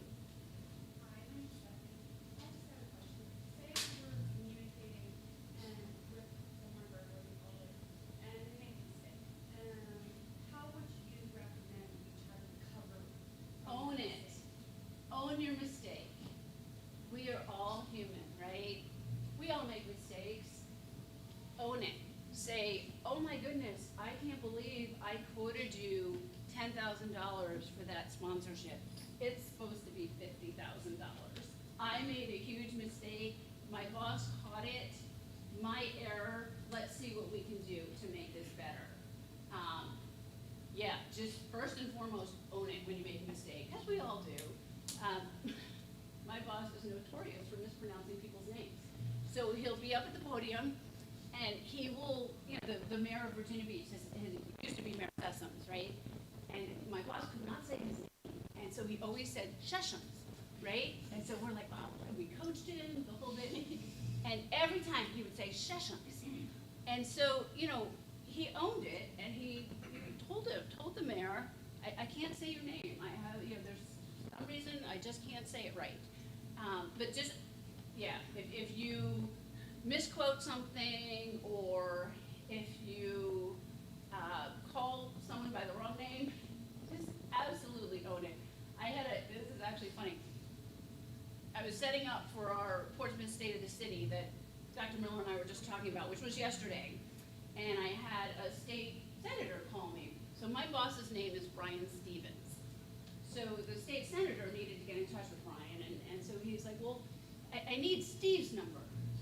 Steve, who's Steve? And he just keeps saying, I need to talk to Steve, I need to talk to Steve. And I was like, Senator, I'm happy to connect you with whoever you need. I don't know who Steve is. And so he goes, Steve, your boss. Like, Brian Stevens, okay, you know. So the senator was making a mistake because he was clearly saying the wrong name. He didn't quite own it. He's like, oh, I'm 75, I can do that. But he's a state senator, he can do what he wants. You know, and I wouldn't tell my boss that he didn't remember his name because it would hurt his feelings. But he owned it. He said, oh, my bad. Yeah, I mean Brian Stevens. But you just have to, because we all make mistakes. And hopefully, you know, I'm seeing a nice trend in business in the last maybe 6 months that people are starting to give each other a little grace. A little bit of a, you know what, I know that you are so slammed. How about if we meet next week? You know, I don't know why. I know why. Every place is so understaffed. Every business in Hampton Roads does not have enough staff. My office, a year ago, we had 30 people, we have 15. So we're doing the same amount of everything. So that means that all of us are working twice as hard, basically. So, you need people to say, you know what, I think if I continue on this today, I'm gonna make a mistake. Let's just do it next week, and so just give people some grace, but absolutely, if you make a mistake, own it. Own it, because nobody will ever come back at you for saying, I made a mistake. If you're genuine and you're honest and you're, if you didn't intentionally mean to hurt anyone by it, then nobody's gonna discount you for it. Kind of on like a similar wavelength. So in the case of like a really important conversation or like big interview and that sort of thing, and like you're getting to the point and you're like kind of very nervous about it, how would you go about kind of getting through that and like controlling those nerves in that situation? Let the other person know that you're really nervous. Say the words. Say, I'm so excited to be here, but I'm really nervous. This is the first interview I've been on out of school. May I take a moment? So bring water with you so that you can just take a swallow of water. That'll physically calm you down a little bit, and just breathe. So before you go into something, and before you do a presentation, breathe, because you will get lightheaded. And if you are really nervous, you're going to forget to breathe. So just be mindful of saying, okay, I know that I'm nervous. Before I go into that conference room and meet with them, I'm gonna stand out here. Counting 5 in, 5 out, right? It sounds silly, but it will really calm you down. Bring water with you and just be completely honest with someone. We had a young lady, she had gone through multiple interviews, and then she was meeting with my boss. She did great in the interviews with me and our team. She knocked it out of the park. She went into my boss's office, and I saw a physical change come over her, and she couldn't talk. My boss is a former Army general, so he doesn't have a lot of patience. So he starts firing questions at her. I jumped in and say, I think she needs a moment. Let's just sit down. Can I get you some water? And she did very poorly in that part of the interview. Had she said to my boss, wow, your office is really intimidating. I'm a little bit overwhelmed. Do you mind if I take a moment? He would have been fine, and he would have given her the grace to pull it together. She didn't say that. I had to jump in, so it didn't look real good on her part. But just be open and honest, and just breathe. Remember to breathe. Breathe before you go in. If you are riding up in an elevator, breathe in the elevator. And when you get to, again, if you're doing a sales call, if you're doing a presentation, whatever, go to the restroom first. Just take a minute, get yourself together, think of something silly. I have the silly pictures of my puppy. And whatever it takes to calm you down, just do that for yourself for a moment. And then just own it. Like with making a mistake or being nervous, if you're open with people and you just say, wow, I didn't think I was gonna be this nervous. We did all of the run-throughs that I did with my roommate, I was really fine, but now that I'm doing it for real, I'm really nervous. People will totally respect that. Number one, you told them that, hey, this is important to me, and I practiced. I did run-throughs with my roommate or my teacher or my class, right? If you're doing a sales presentation, I have to do a lot of sales presentations. And sometimes, I'll walk in and I'll hit a brick wall, and they'll be, nope. And that can get very frustrating. But, and I'll say, boy, in all the team role play we did on this, I didn't get that many no's, But then they know, okay, she's serious about this, and she's practiced, and she knows what she's doing. So do both of those. Just be completely honest. Nobody's ever going to fault you for being honest. And if they do, you don't want to work for them. That's the other thing. Keep in mind, you guys, as you're going through the interview process for an internship or a job or a sales process to get a new client, if they're not giving you any grace, do you really want to work with them? and you've got yourself together, and you've dotted all your I's, and you look great, and you're feeling good, and they're being not so welcoming, maybe you don't want to work there. So think of it as the process is as much for you to evaluate the people you could be working for or working with if it's a client's interview. I'm Dylan Muniz. My question is, do you have any tips on, like, you talked about working like in groups. Do you have any tips on working out any like disagreements inside those groups? Sometimes you have to agree to disagree. Sometimes it comes down to, you know what, we both feel really strongly about this. Let's take a break from it and come back tomorrow. And over the next 24 hours, let's try and see it from each other's viewpoint. And then sometimes you just end up doing 2 presentations. If you really can't come together and it's that divergent, I mean, obviously collaboration is what you want. And so if you take, 3 elements out of my proposal and 2 elements out of your proposal, and we mix them together, wow, that's a win-win, right? That's what you want. That's why you're working as a team. Sometimes they're too divergent and you can't bring them together, and so you'll go to your boss or your client and say, hey, we've got these 2 fantastic approaches. We think both would work. We're gonna let you choose. And then you just both present. But for the most part, collaborate as much as you can and take a break. People need to eat, people need to drink water, and people need to lay off the energy drinks, right? And I mean coffee as an energy drink too. So if you are working with a team, always have food available, even if it's just sandwiches from Jimmy John's. I mean, by the time you hang up the phone, Jimmy John's is there. So have sandwiches and have water. And that way then, as you're working together, you can say, you know what? Let's just leave that on the table. Let's eat our sandwiches or our unwishes or whatever you've ordered, and then come back. And the other thing that, this is a little out of the box, but it has worked for me and my team. Present each other's, right? So I've got this proposal that I think this is so good, right?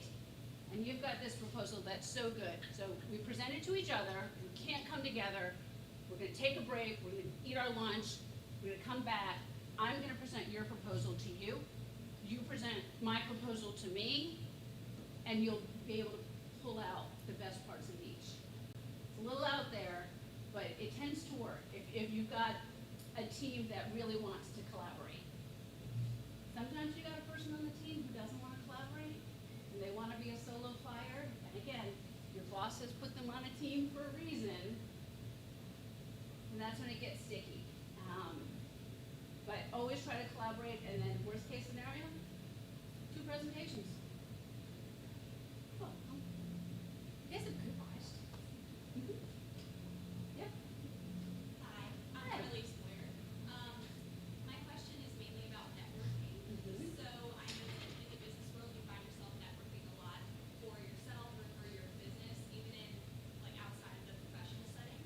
So do you have any tips or anything that you've used in your career that helps you network yourself and make you stand out to those that you're networking? The most important thing in business is about relationships. People do business with people they like, right? So at a networking event, you don't necessarily want to go in for that sales pitch, right? You don't want to go in and say, hey, I've got this event coming up next Tuesday, I need a presenting sponsor, are you in for $5,000? You want to start talking like, hey, I saw that you just got back from the conference in Denver, what did you pick up there? Is that something we can use in this conference we're doing next week? So you want to be vested in the people that you're going to meet with. Any event that you go to, get to know the organizer, because they will send you the list of who's going to be there the day before. Okay, they'll know. We've got the list. If you've signed up to come, you call me and say, hey, Priscilla, can you send me the list? Absolutely.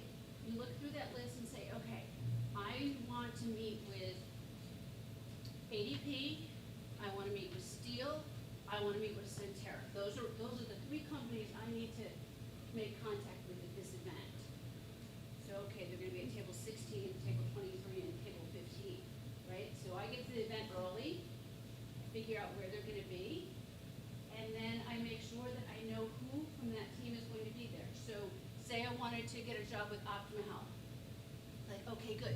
John DiBertola, he's their senior vice president for communications and marketing. I want to work on his team. I've heard really good things about his team. So you do a little research on him. Oh gosh, he used to play for the Pittsburgh Steelers. So, again, all that information is available on Google. So all you have to do is just know who you're going to be meeting with.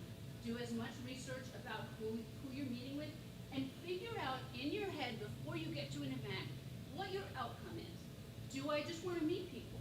That's great. That's a great outcome, because meeting those people, that's going to lead to building those relationships, which will lead to the business contacts and will lead to the contracts, right? So that might be, your first 6 months in a job, you're like, I just want to meet people and let people know who I am. You will stand out by always being professional, not being the one who falls through the door or knocks over the table. And this is a really big one. You're going to a networking event where alcohol is served. You're still working, right? So you can go out with your friends afterwards and hit the bar. At the event, carry around one drink. Just have one drink if you're really looking to do some business networking at the event. You will stand out if you have more than one, because the organizer is the one who's paying by consumption, and they're going to know who drank what. So just make sure that you are dressed appropriately. You don't want to show up in your swimwear with your flip-flops on. You want to be in business attire. You want to know exactly as much as you can about who's in the room. So if you know that you're going to do a meet and greet at ADP, right? They're in downtown Norfolk.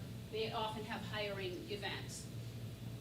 Research the company. Figure out, okay, I don't want to be in the tech part, but boy, that HR part seems really interesting. So figure out ahead of time who you want to meet with at that event, and then just relax and just talk to them. It's a great icebreaker is just asking people, are you from here? Because a lot of people are not. I'm not from here. I grew up in Connecticut, and then I love to talk about Connecticut. And I love to talk about, when I lived in Maine, and it snowed every single day. And we never had a snow day. So ask people just some basic icebreaker questions. What brought you to this market? What do you like about this market? For those of you who plan to stay, and I hope you all plan to stay in this market, this is a big push that we have at the Chamber right now, is getting talented young people to stay in this market after they obtain their degrees. This market is so diverse because of the military. We have people from all over the world living here. And you will be exposed to every kind of company in the world in this market. So, it's a great way to talk to people. And just say, hey, I grew up in Ohio. We didn't do that there. And it opens it up. But just dress appropriately, be prepared, don't overindulge, drink lots of water. Water is your best friend in the business world. Because again, if you're at an event and someone is pressuring you to drink, well, maybe you don't want to work for them, or maybe you don't want them as a client. So just be really mindful. Welcome. Yes. Hi again. I know this question is a little off in the presentation, but could you touch on a little bit more about your job at the Hampton Roads Chamber? Sure. Water. I provide all the water. No. I oversee our programs, our communications, and our development. So the Hampton Roads Chamber, we do about 150 events a year. Some of them are huge events, like the Virginia Beach State of the City for 900 people. Some of them are events like this size, where it's a much more intimate event. So I oversee everything for the event, from booking the venue, booking the speakers, approving the emails to go out to solicit people to come to the event, sponsors, that's the development part of what I do.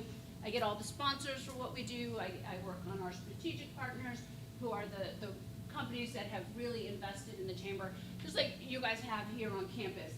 You know, like the Joan Brock Room.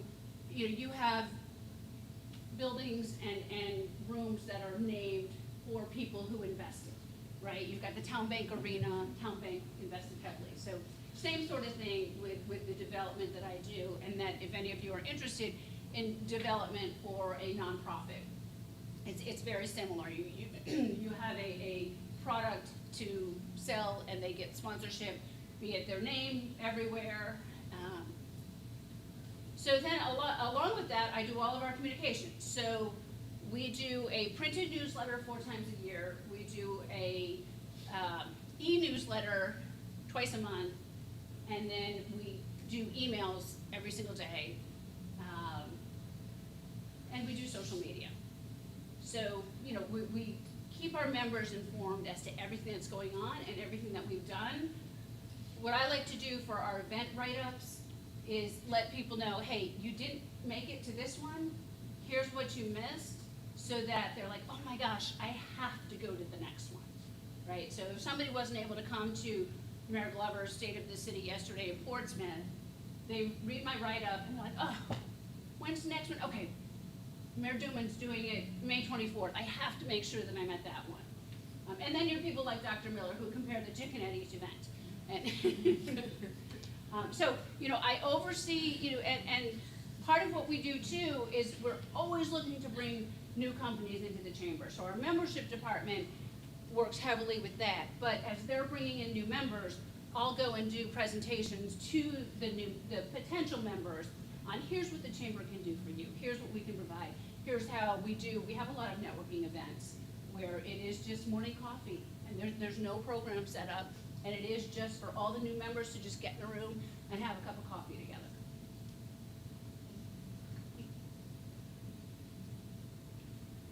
Well, thank you all very much. Great questions. I appreciate all of you, and I am absolutely serious as you continue on your educational career and your post-education career. Use me as a contact, someone that can help guide you if you're responding to an email, if you're sending an email to Mike Donahue, who's the Senior Vice President for the market for ADP, and you're like, oh, you know, Mike, I have to send this to him. You know, with someone like that, I'd be like, okay, you need it to just be 5 words. He has no patience. So seriously, you keep my contact information, and anything that you need, don't hesitate. And when you see me on campus with the puppy doesn't bite, she just nibbles.